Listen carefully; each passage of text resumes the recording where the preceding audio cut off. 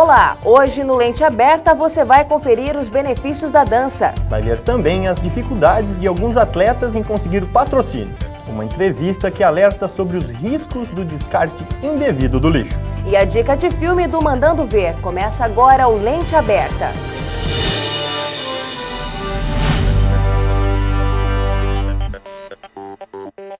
Os problemas com o meio ambiente provocam constantes debates na sociedade. Uma das áreas que está tentando encontrar alternativas para amenizar os impactos ambientais é a química. A repórter Carol Strabelli conversou com o professor da Universidade de Ribeirão Preto sobre algumas medidas que podem diminuir os problemas ambientais. Diminuir os impactos ambientais é o grande desafio para químicos pesquisadores. Professor, quais são os avanços da química nesse sentido?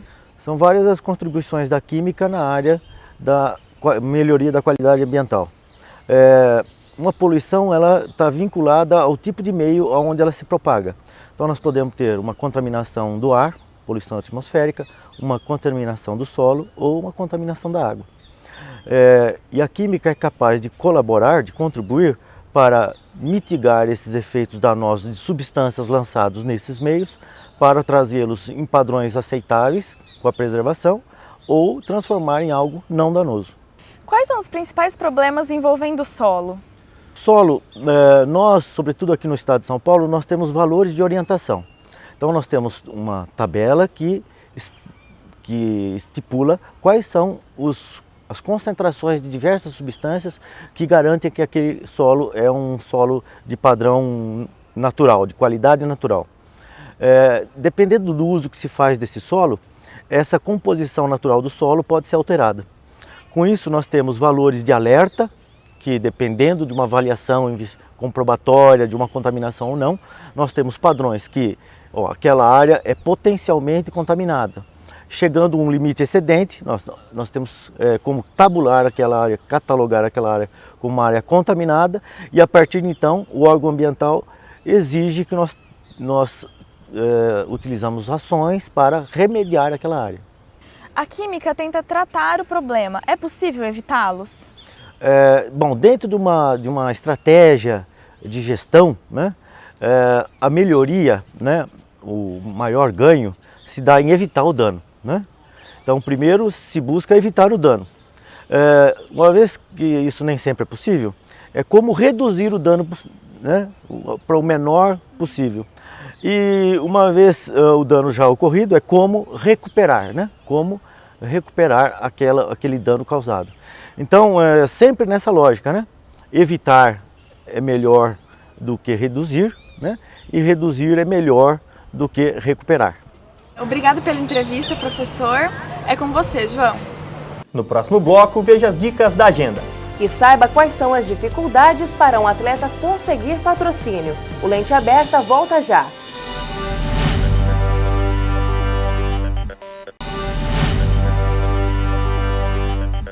Agora, Lucas Moreira traz as dicas da agenda.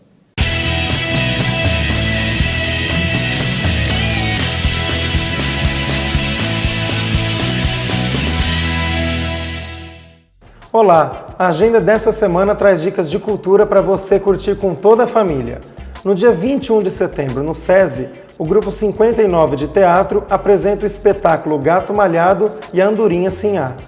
A peça é uma adaptação da obra de Jorge Amado e resgata a tradição dos antigos contadores de histórias, narrando um amor impossível entre o gato malhado e a linda andorinha. A sessão é às 3 da tarde e a entrada é franca. E para quem gosta de música, o grupo Mania de Samba se apresenta no dia 23 de setembro na área de convivência do Sesc. No repertório do show estarão presentes clássicos de Noel Rosa, Cartola e Nelson Cavaquinho. O evento começa às 11 horas e você não paga nada para curtir. Apesar da 9 de julho ser uma das principais avenidas da cidade e patrimônio histórico de Ribeirão Preto, moradores reclamam da falta de manutenção no local.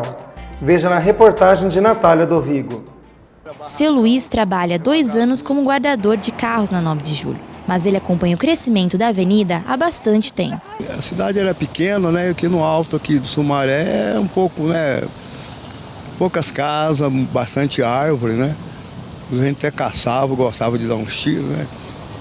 Mas depois a cidade foi crescendo e virou a coisa mais linda que é hoje, a 9 de julho. A beleza apontada pelo seu Luiz passa despercebida no dia a dia. Um olhar mais atento pode notar os traços arquitetônicos nas casas que hoje abrigam um comércio. Já no final da década de 1970, que começa a implantação dos primeiros bancos na avenida. E esse movimento, né, de transformação, ele vai seguir, porque assim, logo estão já na década de final de 90, de 80, início de 90, o comércio sofisticado já não fica mais só na Barão de Amazonas, mas já é todo aí toda a área do Boulevard, que constitui como que um subcentro, né, na região sul de Ribeirão, voltado para a população de alta renda. Durante 20 anos, Tony Miyasaka comercializou produtos fotográficos na 9 de julho. Ele conta que mudou de local para reduzir custos, mas guarda boas lembranças. Quando a gente abriu lá, foi antes de todo o comércio para lá. A gente foi um dos pioneiros nisso, acho que tinha 2 ou 3 bancos também, então foi assim, a gente teve que abrir toda essa parte comercial que a cidade não estava acostumada a usar esse local como comércio. A 9 de julho, que antes era conhecida por Avenida Independência, ganhou um novo nome em homenagem ao início da Revolução Constitucionalista, que lutava por novas leis no país. 90 anos de história trafegam por aqui. Toda a característica dela, né, no início foi assim, de grandes residências, né, que eram tidas como assim os barões do café que moravam lá, que tem uma correspondência com a Avenida Paulista em São Paulo. Há 4 anos, essa avenida quase centenária foi tombada com o objetivo de preservar a sua história. Mas o que vemos aqui hoje é bem diferente do que deve ser um patrimônio. Isso aqui é só olhar, não precisa a gente procurar muito não, tem muita coisa errada aí. Tirar a maioria desses carros aqui que está estacionado na avenida, né, para dar mais acesso, para poder fluir mais o movimento, entendeu? Nivelar o asfalto, podar as árvores, cuidar do jardim. A presidente do Compac explica que para garantir a preservação é preciso revitalizar e fazer bom uso dos espaços. Você tem que mudar a elétrica, a hidráulica, vai surgir algumas interferências, não o descaracterizando, mas colocando ele em uso. O prédio tombado não é congelado, fica lá e vai cair em pé. Não é isso, pelo contrário. Ele preserva a história, mas ele é usável nos dias de hoje.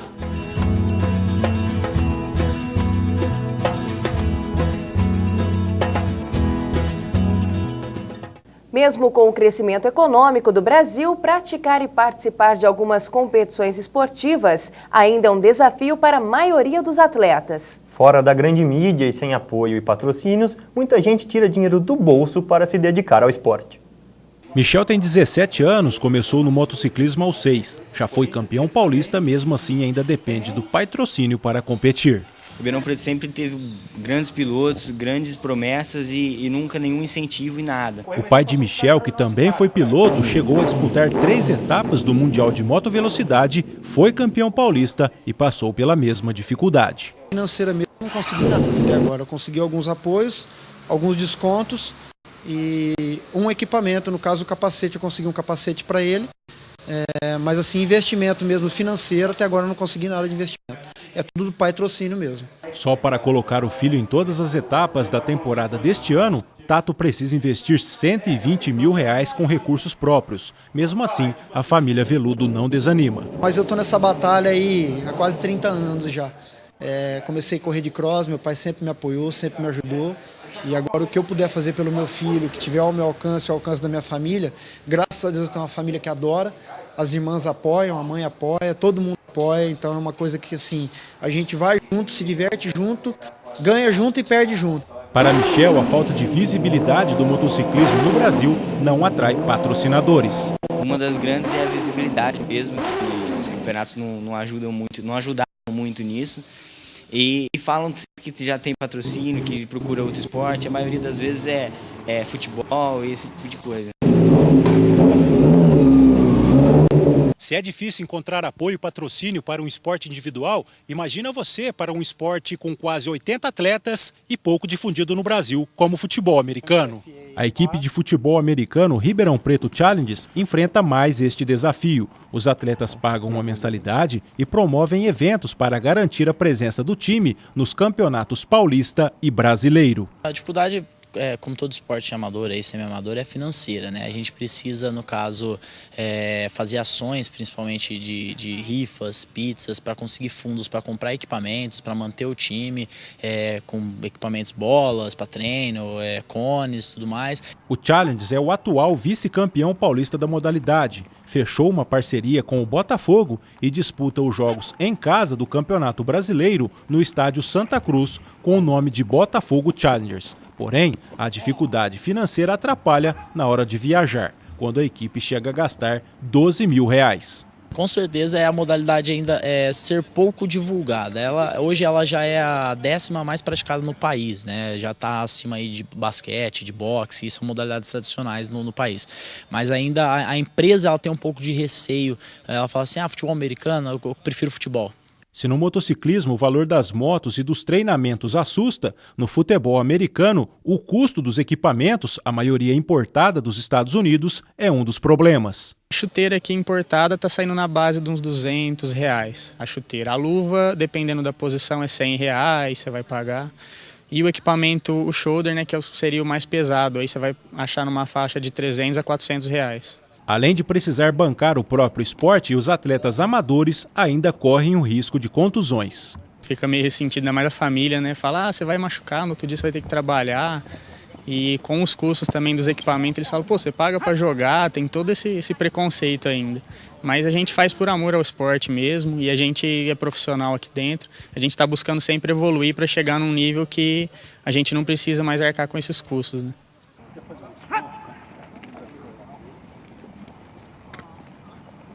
No próximo bloco, a dança e os benefícios para o corpo e a mente. Voltamos já.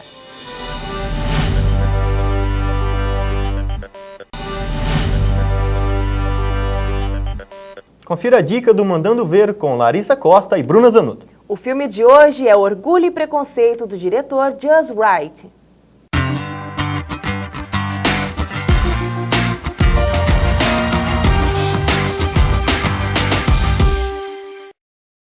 Olá, galera ligado no Lente Aberta. A dica desta edição é o filme Orgulho e Preconceito. Lançado em 2005 pelo diretor Joey Wright, tem no elenco a atriz Keira Knightley, que atuou em Piratas do Caribe como a doce e aventureira Elizabeth Swann. O elenco se completa, Larissa, com o ator Matthew McFadden, que participou de clássicos do cinema como Morro dos Ventos Uivantes, Robin Hood e Os Três Mosqueteiros. And now you're having a pleasant trip. Very pleasant. A mãe da família Bennett tinha obsessão em arranjar bons casamentos para 5 filhas, Elizabeth, Jane, Lydia, Mary e Kitty. A ideia do bom partido se intensificou quando o jovem Sr. Bingle, um rapaz rico e solteiro, mudou-se para uma mansão vizinha de Netherfield, região no interior da Inglaterra onde nasceram as jovens. A Sra. Bennet tinha preferência pela filha mais velha, Jane, e por isso tratou de apresentá-la ao Sr. Bingle, no primeiro baile público da região.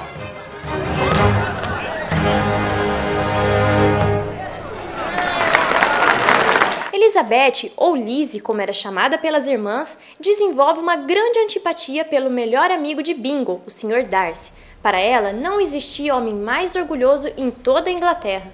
I do not have the talent of conversing easily with people I have never met before. Perhaps you should take your aunt's advice and practice.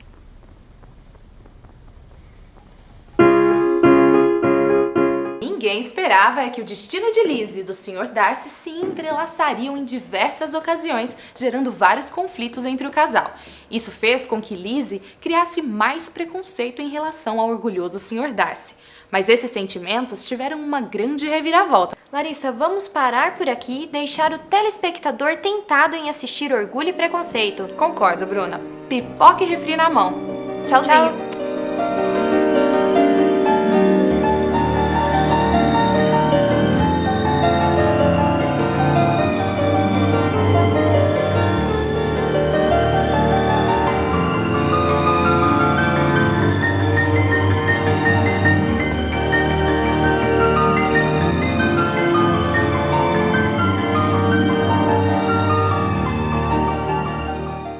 para você que gosta de movimentos relacionados à arte, música e literatura, o lugar certo é o Espaço A Coisa, localizado na Rua Amador Bueno, 1300. Mais informações no telefone que está no seu vídeo.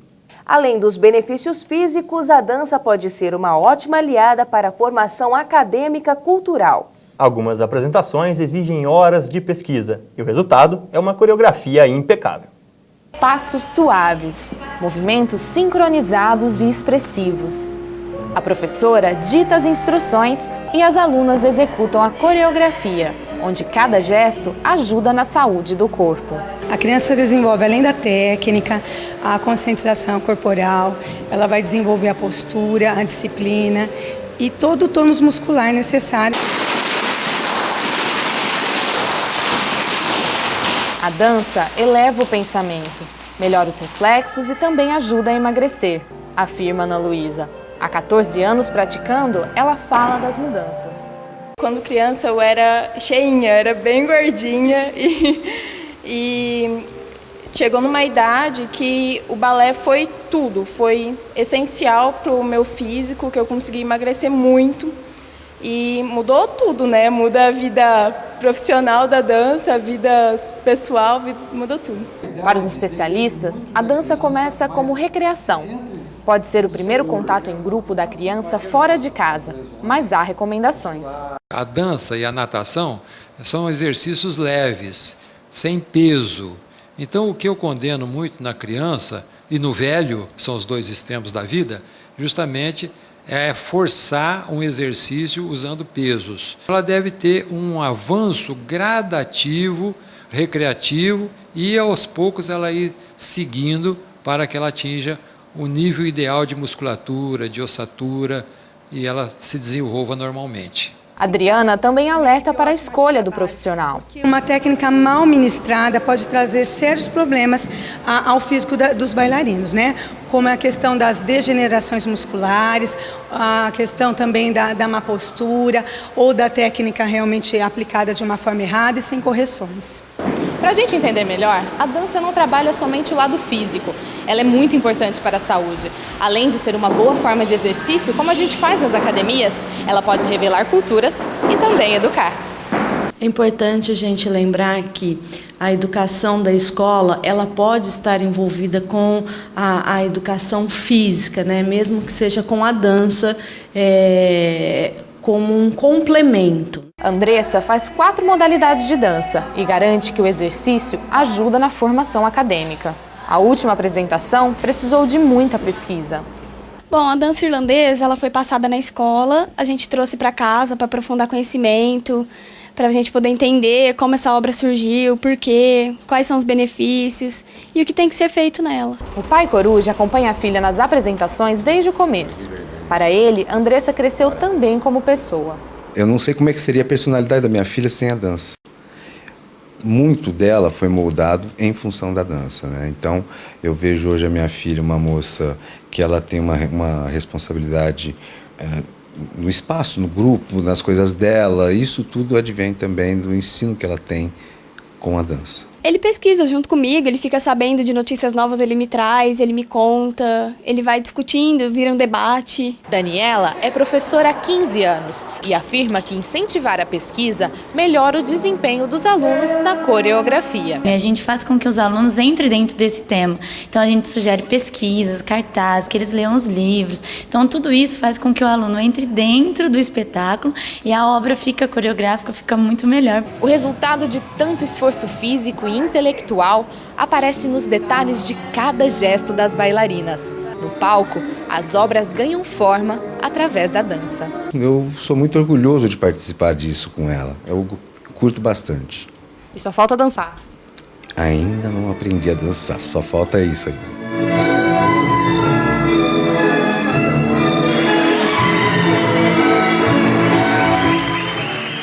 E o Lente Aberta de hoje fica por aqui. Até a próxima edição!